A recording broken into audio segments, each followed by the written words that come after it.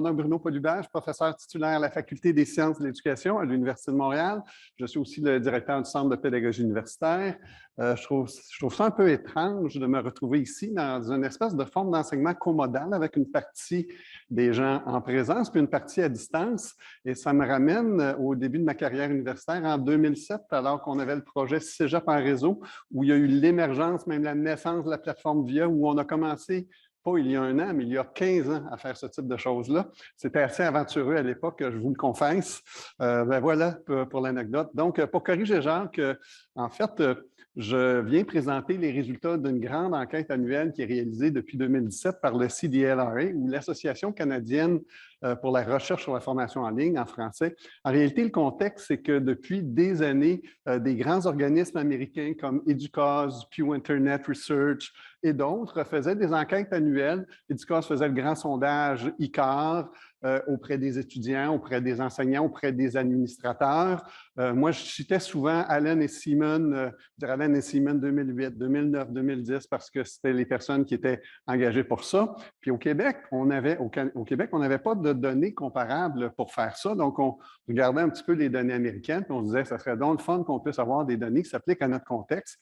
Alors, Tony Bates, qui est un grand chercheur dans le domaine des technologies éducatives en 2017, lui a pris l'initiative de commencer à créer une grande enquête sur la formation en ligne, sur la formation à distance au Canada. Il est allé chercher Jeff Seaman, qui était la personne qui travaillait avec Educause pendant plusieurs années, et il a créé une association à but non lucratif qui s'appelle l'Association canadienne sur la recherche sur la formation en ligne pour commencer à faire des grandes enquêtes annuelles où on a en fait depuis 2017 des rapports année après année. Il y a eu une participation selon les années, parfois inégale du Québec. Mais dans l'enquête de cette année, de l'année dernière, il y a eu une participation, ce n'était pas la première fois, il y a eu une participation du ministère de l'Éducation pour la production d'un rapport en français. Donc, je n'étais pas, moi, au moment où le CDLRA a réalisé l'enquête, j'ai répondu à l'enquête, mais je n'étais pas membre. Depuis, j'ai été sollicité pour devenir membre du conseil d'administration de cet organisme à but non lucratif. Et effectivement, on a eu un financement du ministère pour produire un rapport en français et on a insisté pour que ce soit un rapport qui soit produit par des francophones québécois. Donc, c'est Simon Parent beaucoup qui a travaillé sous ma supervision. J'y ai mis plus d'énergie que je pensais, mais je dirais les données provenaient de l'enquête du CDLRA et pas vraiment, donc ce n'est pas vraiment une initiative personnelle. Cependant, je suis en bonne position pour venir vous présenter les résultats. Alors, écoutez, dans le contexte, je vais passer quand même rapidement. Jacques a bien exposé le contexte du plan d'action numérique, puis au travers de ça, il y a la naissance du projet e-Campus Québec qui est devenu dans les dernières années plutôt campus numérique. L'enquête dans laquelle je vous présente, celle qui a eu lieu l'année dernière, était encore en plein contexte de COVID-19. Alors, on s'attendait peut-être pas à ce que ça le soit. On était dans la 2e année. On a eu quand même plusieurs allers-retours. Donc, l'enquête s'est déroulée entre mars et avril 2021. On a toujours un processus où il y a un genre de pré-enquête qui se fait dans un premier temps. Donc, on va interroger des intervenants clés pour voir quelles sont les questions auxquelles ils peuvent répondre ou quelles sont les questions d'intérêt. Ensuite, il y a l'enquête en tant que telle qui se fait à peu près à cette époque-ci de l'année. Puis ensuite, il y a le traitement des données du rapport. Cette enquête-là s'adresse, il faut comprendre que ce n'est pas une enquête qui s'adresse à des enseignants ou à des étudiants, c'est une enquête qui s'adresse aux établissements d'enseignement. Donc, il y a différentes parties, puis typiquement, on a différents répondants dans chaque établissement d'enseignement. Typiquement, les directeurs des centres de pédagogie universitaire au collégial ou les directeurs des études répondent à une partie. Les vice-recteurs à l'enseignement répondent à une autre partie. Donc, les directions adjointes dans les collèges, puis les registraires ont une autre partie. Donc, c'est une enquête qui circulait en fonction de 3 ou 4 intervenants clés. C'est un peu comme ça que ça fonctionnait. Alors, au Québec, on a eu un taux de réponse l'année dernière, en fait, 11 répondants universitaires, puis 11 répondants au cégep. Pour les universités, c'est assez bien, ça nous donne un très bon taux de réponse. Pour les cégeps, c'est quand même plus décevant, c'est-à-dire que ce n'est pas représentatif. Donc, on n'a pas séparé les données des universités et des cégeps parce qu'on n'avait pas les nombres pour le faire. Donc, dans ce que je vais vous présenter, c'est le rapport pour le Québec, mais universités, cégep confondus, parce que les données ne permettaient pas de séparer ce qui provenait des universités du Québec, des universités, des collèges. Donc, les destinataires, comme je vous l'ai dit, cadre académique de haut niveau, responsable des centres de pédagogie, représentants institutionnels, 95 répondants dans l'enquête au total. Donc, écoutez, les défis les plus importants, première série de questions, les défis les plus urgents, ça a été les 3 premiers, je vous dirais la mise en œuvre de protocoles de santé, les infrastructures technologiques et la restructuration forcée. Alors, écoutez, je vais vous remettre dans le contexte. 2021, on a eu un retour en présence dans certains établissements. Il me semble qu'à l'Université de Sherbrooke, on est revenu beaucoup en présence. Et ça a été très variable. À l'Université de Montréal, on est revenu en présence pour certains laboratoires. Il y a des cégeps qui sont restés à distance, il y a des cégeps. Et on a eu, particulièrement au Québec, beaucoup d'allers-retours dans les consignes, beaucoup de variations durant cette période-là. Donc, ça, c'est le contexte de ce qui avait été vécu. Infrastructure technologique représente un grand défi, restructuration forcée. Bon, rétention des étudiants, c'est quand même intéressant parce que c'est une problématique assez classique en formation à distance, c'est-à-dire que problématique de quand on tombe à distance, problématique de motivation, problématique de rétention, c'est documenté depuis des dizaines et des dizaines d'années. Les taux d'abandon en formation à distance sont supérieurs aux taux d'abandon dans la formation présentielle. Recrutement des étudiants étrangers, ça tombe sous le sens, c'était plus difficile pour eux. Alors, voilà pour la première série.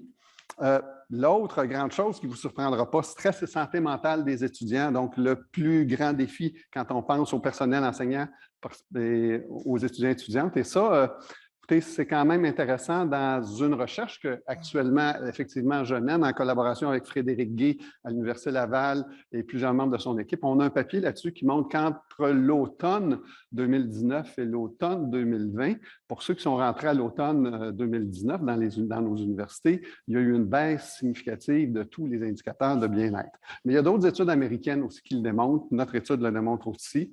Alors, l'autre grand défi, et ça vous surprendra peut-être pas, c'est les pratiques d'évaluation en ligne. Comment on fait pour faire de l'évaluation à distance? Alors, quand on fait du magistral tassé serré avec des évaluations, avec des questions à choix multiples, bien, écoutez, tricher dans des questions à choix multiples, c'est déjà facile. Il y a plusieurs cas connus où les examens de ce type-là se monnaient d'une année à l'autre dans des programmes de médecine, de pharmacie. C'est des problématiques que rencontrent toutes les universités. Puis ce n'est pas le numérique qui a mis en place ces problématiques-là, mais si on produit ça avec le numérique, on va quand même convenir que c'est plus facile les cas de plagiat. Il y a eu des universités qui ont tenté d'intervenir avec des systèmes de proctoring, de surveillance à distance. Alors ça, il y a eu des réactions très fortes du côté des associations étudiantes, pas seulement au Canada, aux États-Unis aussi. Ça a été perçu souvent comme une intrusion à la vie privée. Donc, je dirais que l'évaluation des apprentissages à distance, ce n'est pas facile. Puis, ce n'est pas pour rien qu'on a plusieurs établissements d'enseignement à distance que lorsque venait le moment de l'évaluation, bien là, ils faisaient l'évaluation en présence. Maintenant, donc, ça a représenté un des défis, le deuxième défi le plus important, l'accès des étudiants et des enseignants aux technologies à la fois sur campus, mais en dehors du campus, je vous rappelle un peu, ce n'est pas tout le monde qui était équipé d'ordinateurs à la maison, ce n'est pas tout le monde qui était équipé d'un accès Wi-Fi. Donc, quand on parle d'accès aux technologies, on ne parle pas juste des technologies fournies par les établissements, on parle de l'ensemble des technologies. Donc, voilà pour les défis principaux. Maintenant, qu'est-ce que les établissements ont mis en œuvre pour répondre à ces défis? En fait, ils ont mis en œuvre une très grande diversité de stratégies pour mobiliser leurs ressources existantes. Et alors, je dirais donc, par exemple, à l'Université de Montréal, on a mis en place des cellules de coopération pédagogique. D'autres universités ont mis des rencontres de coordination régulière. D'autres ont impliqué leurs enseignants experts, ont impliqué des étudiants. D'autres ont créé des postes de technopédagogues. Je dirais que tout le monde s'est mis à développer des formations, des outils, des services d'accompagnement. Et le rôle des conseillers pédagogiques, je vais prendre une minute quand même pour le souligner, c'est un corps d'emploi qui est parfois méconnu, mais je pense que lors de la pandémie, le rôle des conseillers pédagogiques est devenu particulièrement important et reconnu. C'était le cas chez nous à l'Université de Montréal. Alors, écoutez, je résume les choses en disant, avant la pandémie, rares étaient ceux qui connaissaient le CPU. Je vous dirais maintenant, rares sont ceux qui ne le connaissent pas. Alors, et je pense que c'est la même chose probablement dans tous les établissements d'enseignement supérieur, qu'il s'agit de cégep ou d'université. Alors, écoutez, il y a eu des services technopédagogiques pour soutenir l'enseignement en ligne. Il y a eu des offres de formation en présence, à distance, en comodal. Il y a eu aussi un déploiement massif d'outils de webconférences synchrones comme Zoom ou Teams. Mais là, il faut retenir qu'il y a quand même eu une grande... Autrement dit, il y a eu des défis importants par rapport à l'infrastructure technologique, notamment par rapport aussi à ce passage forcé à l'enseignement à distance. Mais il y a eu toutes sortes de stratégies qui ont été mises en œuvre pour répondre à ces défis-là. Alors, que nous disent les répondants sur leurs recommandations sur qu'est-ce qu'on doit faire dans ce type de situation-là? Ils nous disent qu'il faut miser sur la communication et la transparence, il faut mettre en place des mécanismes de soutien efficaces pour répondre aux questions rapidement. Il faut aussi offrir des services pour le bien-être et la santé mentale. Donc, il y en a plusieurs qui ont embauché des psychothérapeutes, des travailleurs et des travailleuses sociaux, qui ont embauché du personnel supplémentaire, puis qui ont aussi offert leurs services à distance, soit par des lignes téléphoniques, soit par des sites Internet. Je dirais que même si je suis un fervent partisan de la formation à distance, je pense que cette partie-là est quand même pas si facile à mettre en œuvre à distance, puis le besoin d'appartenance des étudiants, c'est quand même assez difficile. Pour moi, ça fait partie là, de la quadrature du cercle. Là. Je dirais que ce n'est pas à tous les besoins qu'on peut répondre à distance. Donc, offrir des formations et du matériel technopédagogique aux étudiants et au personnel enseignant. Alors là, je me suis trop éloigné. Ah, voilà, excusez. Écoutez, c'est la seule slide. Je ne voulais pas trop verser dans la comparaison entre le Québec et le rest of Canada, mais je la fais un petit peu ici. On a quand même quelques résultats qui sont intriguants, c'est-à-dire les répondants du Québec en rouge ont été beaucoup moins, c'est-à-dire que pour les autres provinces, la santé, le stress et la santé mentale des enseignants a été reconnu comme une problématique ou un défi à un niveau aussi important que celui des étudiants, mais pas au Québec. Écoutez, pourquoi? J'en ai pas d'hypothèse. Je ne sais pas. Alors, on pourra réfléchir puis en discuter ensemble. On aurait pu dire que est-ce que les haute administration est moins sensible aux besoins et aux vécus du personnel enseignant au Québec qu'ailleurs au Canada, mais honnêtement, je ne le pense pas. Alors, je n'ai pas d'explication pour ça. Problématique d'accès des étudiants aux technologies, d'accès des enseignants aux technologies plus importante au Québec.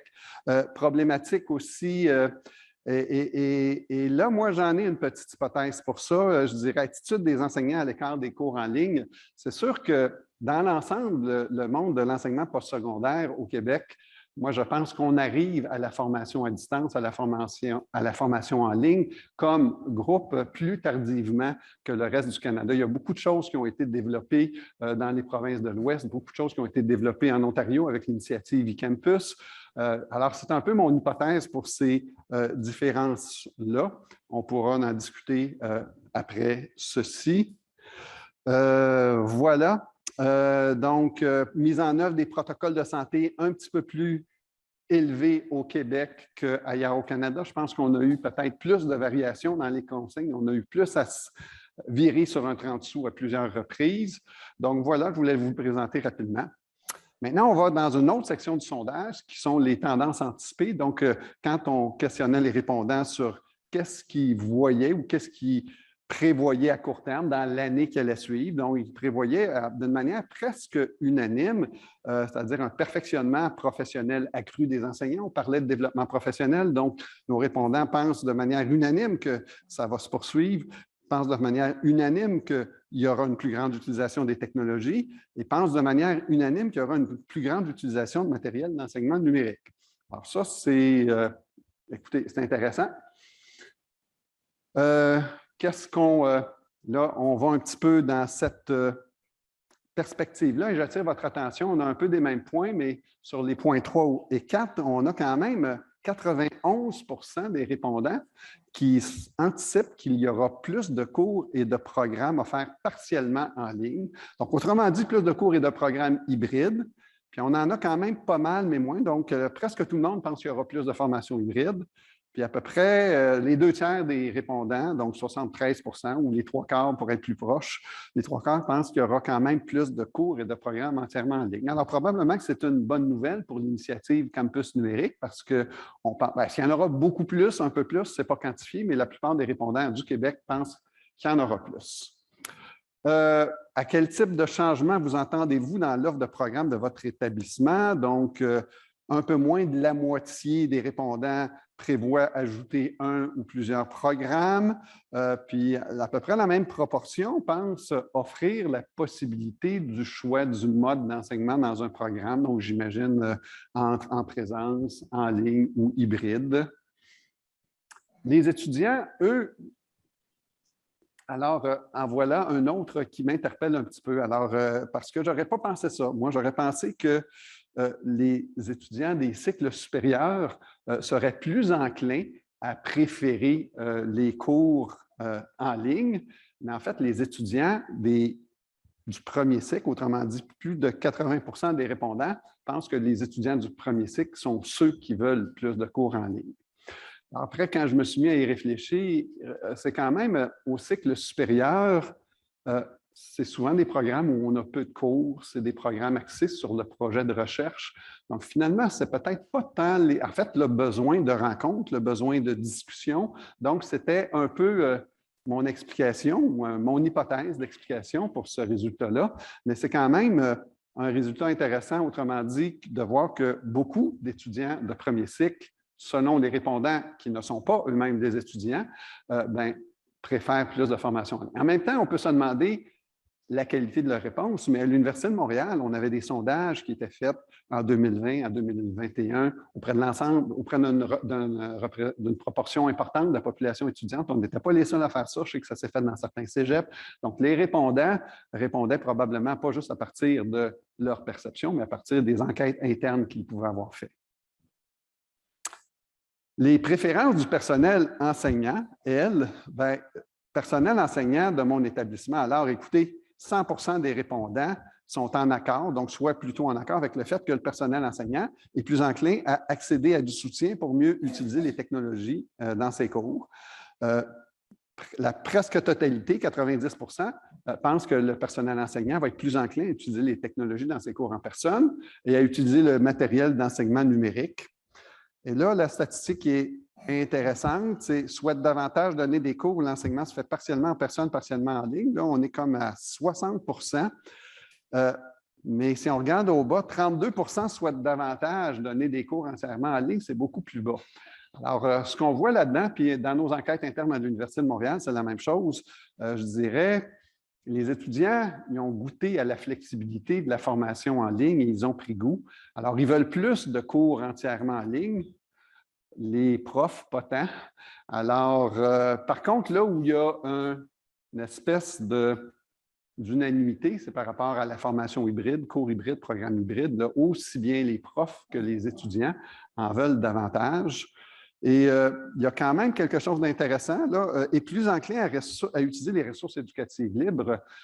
Simon Parent, qui était le professionnel de recherche qui a travaillé au rapport, il disait ça, c'est pas tellement intéressant, c'est une des choses les plus basses. Donc, mais moi, au contraire, le mouvement des ressources éducatives libres au Québec, encore là, c'est beaucoup plus tardif que dans le reste du Canada.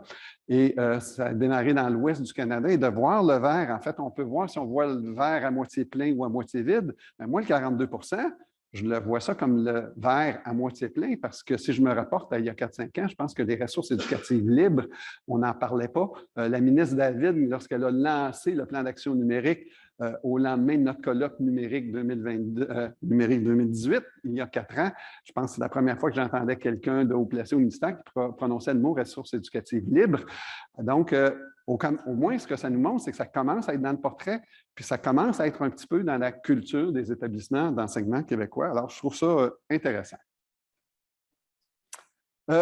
Soutien à faire au personnel enseignant, dans quelle mesure êtes-vous en accord avec les énoncés suivants? Donc, les répondants sont presque unanimes avec l'idée qu'ils offrent une formation efficace sur la façon d'utiliser le LMS, sur la manière d'utiliser les technologies dans les cours. puis sur la manière de faire des techniques d'évaluation de rechange. Alors, c'est quand même intéressant. Ce n'est pas nécessairement la manière de surveiller les examens objectifs à distance. Moi, je dis qu'une bonne pédagogie à distance, c'est d'abord une bonne pédagogie en présence. Les examens à choix multiples, le niveau des objectifs taxonomiques qu'on peut aller chercher avec ça n'est pas nécessairement très élevé. Ce n'est pas nécessairement une très bonne pratique évaluative. Donc, le switch vers des pratiques évaluatives qui sont meilleures sur le plan pédagogique, bien, ça nous donne des pratiques où il y a peut-être moins de possibilités de plagiat à distance. C'est bon. Alors, maintenant, quelle est la probabilité qu'on assiste à ça? Perfectionnement professionnel accru des enseignants, encore là, unanimité, 100 %. Mise à niveau des infrastructures technologiques de l'établissement, donc presque à 90 %. Alors là, je reviens en fait, comparé au reste du Canada, le défi des infrastructures technologiques semblait plus important au Québec. Comme je le disais, moi, mon hypothèse, c'est peut-être parce qu'on arrive plus tardivement à la formation à distance. En même temps, ce que j'ai vu dans mon propre établissement, puis ce que je pense avoir vu dans d'autres établissements universitaires et collégiaux, c'est une accélération des efforts pour rendre disponible toute une série d'outils technologiques, des efforts pour rendre disponible des ordinateurs aux étudiants pendant la pandémie, des efforts pour développer Zoom, développer Teams, des efforts à l'Université de Montréal, on a développé une plateforme avec Ensemble Vidéo, on a installé une centaine de salles avec des caméras pour faire de la captation de présentation, mais ce type de choses-là, on a organisé certains locaux pour l'enseignement comodal, mais ce type de choses-là, c'est fait partout. Donc, moi, ma lecture, c'est qu'il y a quand même eu, c'est peut-être le défi le plus important, peut-être plus important qu'ailleurs au Canada, mais en même temps, il y a eu une réponse collective pour essayer de mettre à niveau l'ensemble des infrastructures technologiques pour pouvoir tenter de répondre à ce défi-là. Et l'autre chose, écoutez, donc, ce qu'on attend quand même, 50 % prévoit qu'il y ait quand même un soutien dans leur établissement, un soutien accru pour l'utilisation des ressources éducatives libres. Encore là, est-ce qu'on voit le verre à moitié plein ou à moitié vide? Bien, peut-être que je suis un optimiste de nature, alors moi, je le vois à moitié plein. Alors, voilà. Écoutez, on va parler maintenant un petit peu d'une petite problématique. Écoutez, l'enseignement comodal, c'est une activité de formation combinant en simultané les modes en présentiel et à distance.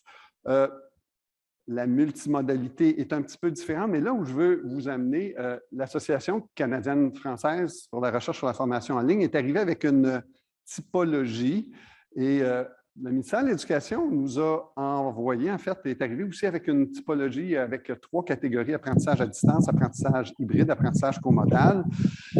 Et ce qu'il y a d'intéressant, je pense qu'au Québec, on est des précurseurs par rapport au reste du Canada parce que ça fait des années que l'ACRFL aimerait avoir des données sur des vraies données d'inscription sur la formation à distance, la formation hybride, la formation présentielle. Puis là, le problème est le suivant, c'est que dans nos établissements d'enseignement, en fait, à l'Université de Montréal, il y a 5 ans, ce n'était pas codé. Donc, ce n'était pas codé dans le système de gestion pédagogique. Donc, il n'y avait pas moyen de le savoir. Puis même s'il y a une partie de l'enquête qui s'en va aux registraires, bien, les registraires, ils n'ont pas les données solides pour répondre aux questions. Ils peuvent faire une estimation, ah oui, mais il y a beaucoup de choses qui peuvent passer sous le radar. Puis dans l'ensemble des cours qui se donnent dans nos cégeps et les universités, ce n'est pas évident d'avoir les données. Le ministère de l'Éducation aimerait ça avoir ces données-là aussi, mais on ne les a juste pas. Elles ne sont pas codées. Alors là où on a un développement intéressant au Québec, c'est qu'on a maintenant produit une typologie assez simple où on distingue entre l'apprentissage à distance, l'apprentissage hybride, l'apprentissage comodal. Dans la définition de la CRFL, on a mis le comodal dans l'hybride, puis on l'a distingué au Québec, ce que je trouve qui est une vraie bonne stratégie, c'est avec quoi je suis en accord. Il y a un groupe de travail. En fait, ça peut se raffiner davantage parce qu'on pourrait parler d'apprentissage à distance synchrone ou asynchrone ou mix, mais déjà, pour un premier niveau, de pouvoir catégoriser, s'entendre sur une définition et puis classer les choses, ça sera intéressant. On voit déjà que dans le sondage de l'année dernière, les définitions, la signification des définitions, là, je vous montre ça simplement pour vous montrer que ce n'était pas unanime. Alors, écoutez, petite période, je vais nous laisser une bonne dizaine de minutes pour discuter avec moi, donc je suis dans mes temps. Alors, écoutez, premièrement, une certaine prudence dans l'interprétation de ces résultats. Je vous invite à vous rappeler que, en fait, c'est un point de vue informé des représentants des établissements. Ce n'est pas un sondage auprès des étudiants, ce n'est pas un sondage auprès des enseignants, c'est un sondage auprès de personnes clés dans les établissements, cependant, qui souvent vont avoir fait des études internes. Fait que ça, c'est la première chose. Deuxième chose, influence notable du contexte, puis celui de l'année qu'on a vécue, qui était la première année post-COVID. On pensait que c'était une année post-COVID, mais elle n'était pas post-COVID parce qu'on s'est retrouvé dans COVID. Fait qu'on a commencé à parler de post-COVID pour dire on a arrêté d'utiliser le mot post-COVID parce qu'on n'était plus dans le post-COVID. Donc, on a eu des mesures sanitaires, des allers-retours successifs.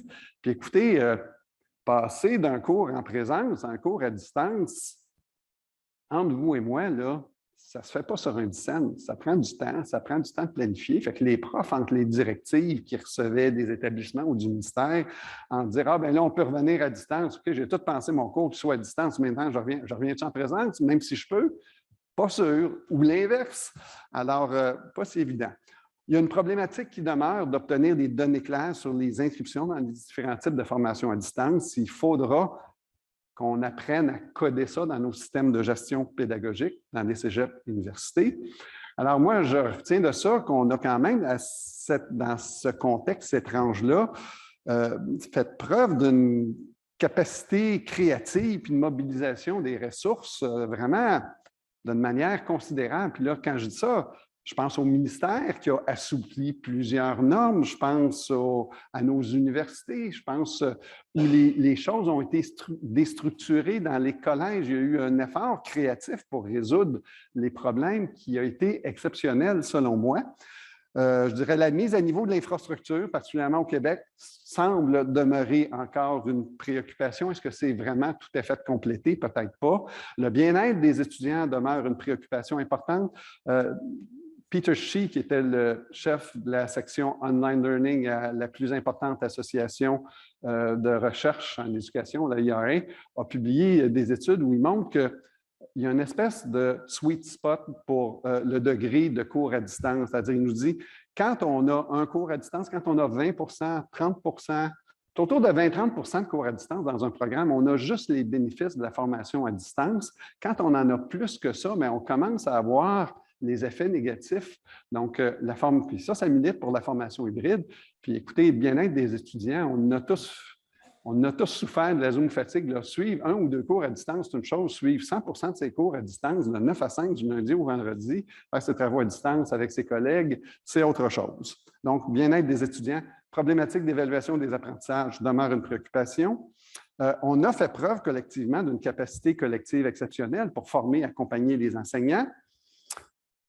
Ça, je vous l'ai déjà dit, en fait, les étudiants ont goûté à la flexibilité. Donc, les collèges et universités pensent quand même faire plus de programmes à distance, mais là où il y a un consensus entre étudiants et enseignants, excusez-moi, c'est mon petit indicateur pour me dire que c'est le temps que je finisse. Alors, mais j'arrive. Donc, consensus sur la formation hybride. Donc, je pense que pour nous, l'idée, c'est d'étendre, diversifier l'offre de cours et de programmes hybrides, puis peut-être aussi de formation à distance, mais dans certains créneaux particuliers. Quels sont les créneaux pour lesquels on doit le faire à chaque établissement de le définir? Puis je pense qu'on doit passer du passage rapide à la formation hybride, à la formation à distance qu'on a connu, à un passage où on offre formation hybride, formation à distance de qualité. Donc, c'est peut-être ça la clé pour moi. Phénomène des ressources éducatives libres étant progression, je pense que c'est à surveiller. C'est intéressant, vous remarquerez que ma présentation est en format CC BY, ça veut dire quoi? Vous pouvez la réutiliser, vous pouvez même la modifier, vous pouvez la changer. J'assiste à une formation. Donne tous les droits.